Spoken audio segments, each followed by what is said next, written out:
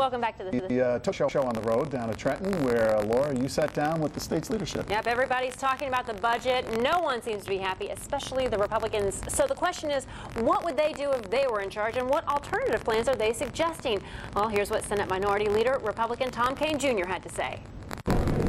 State Senator Tom Kean Jr., thanks for taking the time to talk to us. And I think the buzz in Trenton is all about the budget. People are very concerned about how it's going to affect their bottom line. We know it's just in its infancy stage. You're just now, taking a good look at it.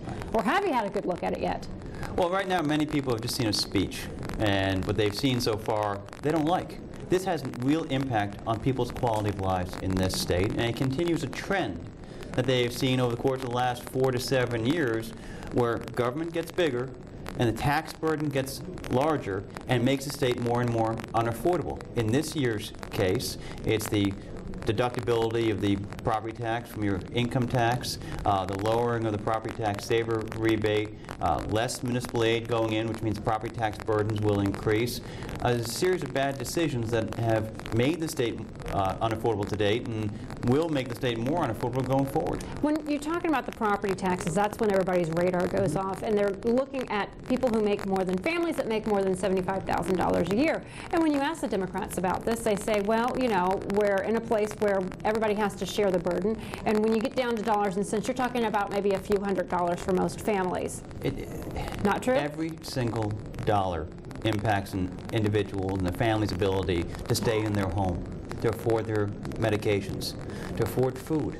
And these are the type of false choices that those in power are trying to make right now. I mean, the cell phone tax, the new tire tax, sales tax increases, income tax increases year after year. These are things that impact people's ability to live within this state. It costs more to rent cars. It costs more to have any interaction to file forms.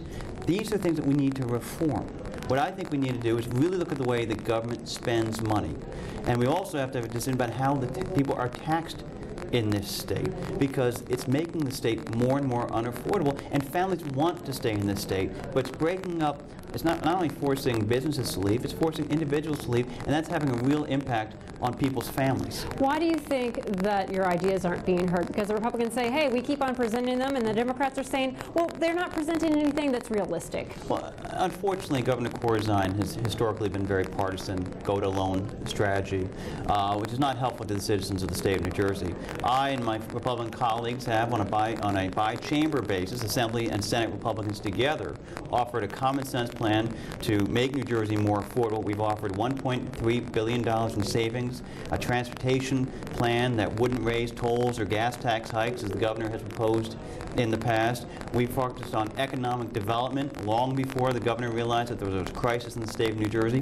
When people have looked to New Jersey, they've seen year after year of spending problems over the course of the last 7 years. Republicans wanted change, we wanted reform, we wanted affordability. Unfortunately, John Corzine, until this economic crisis, has not listened.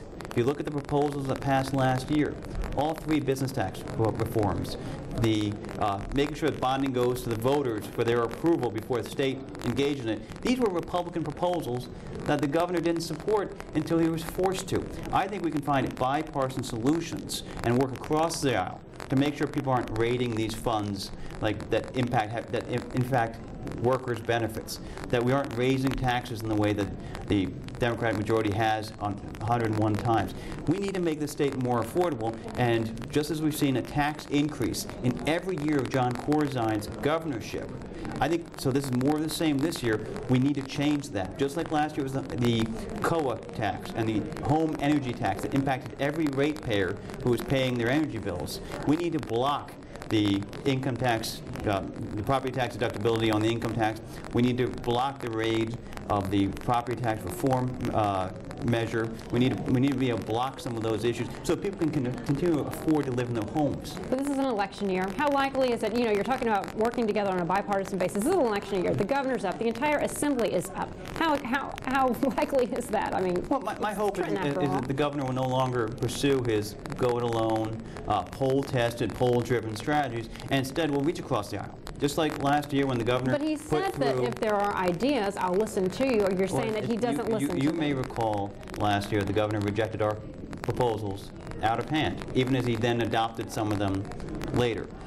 My hope is that in this election year that the governor will realize some sense that there can be bipartisan solutions so we can reach across the aisle. Some of the best solutions are bipartisan. Last year, when the COA bill passed on a party line vote, and every single Republican opposed it because they would realize it would make the state more unaffordable, we now have significant reforms that were Republican-driven to that measure. We need to go further. So Republicans and Democrats can work together. Unfortunately, John Corzine hasn't preferred to go down that path, but my hope is in an election year when people are looking to solutions, that John Corzine can shed his partisan ways and instead can actually reach across the aisle to find solutions. We haven't seen it to date, but I'm optimistic. I mean, can't you give him some credit for actually making the budget smaller, which is something your dad didn't do when he was governor? Well, I mean, every governor, the budget grows as... Well, unfortunately, this is again just playing games with the citizens of the state of New Jersey.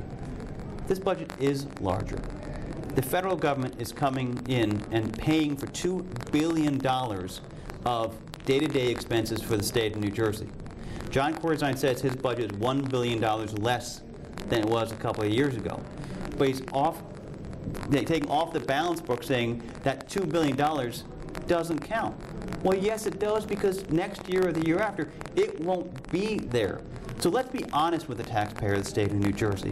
Let's say this budget isn't smaller, and those areas where it is smaller are the ones that have an impact on the property taxpayer because their taxes are going up. That type of relief that was going out and helping people, that's what's being stopped. Not the size and the scope of government, not the programs like the special municipal aid that has no oversight, not like the $68 million in political patronage appointees, not the procurement reforms that could save hundreds of millions of dollars a year, not these areas that we can have performance audits and figure out how the money is being spent at every level of government. So let's have the real conversation. Let's focus on solutions, as opposed to John Corzine, whose proposals will simply make this state more unaffordable at a time when families are hurting. Well, thank you so much for taking the time to talk to us. A busy day, busy week, busy season. Thank you. It is. Thank you.